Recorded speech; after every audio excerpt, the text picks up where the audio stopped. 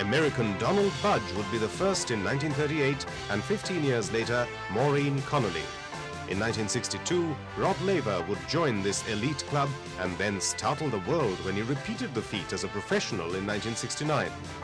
In the Open era, two ladies would achieve this immortality: Australia's Margaret Court in 1970 and West German Steffi Graf in 1988. As in so many sports, tennis too would go through periods of painful transition, especially when the establishment and the players disagreed over what ideals the sport should reflect and what direction the game should take. Nothing exemplified this better than the dispute over the game's amateur status. As early as the 1930s, champions like Bill Tilden and Fred Perry earned the scorn of the establishment by turning professional, preferring to be paid for their skill even if it meant playing on ice skating rings in the middle of the night. But it was Jack Kramer who turned professional in 1947 after his victories at Wimbledon and Forest Hills, who proved not only was he the best tennis player of the time, but was also a genius as a tennis tournament organizer.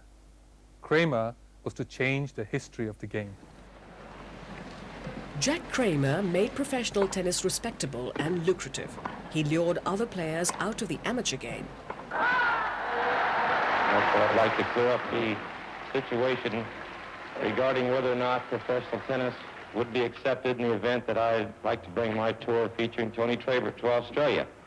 I've heard lots of rumors, pro and con, about how the public and how the officials feel about professional tennis, and I'd like to take a on-the-spot visit just to find out for myself so there will be no misunderstanding. But for tennis champions competing in the 4 greatest tournaments, the final achievement was winning these 4 trophies in the same calendar year.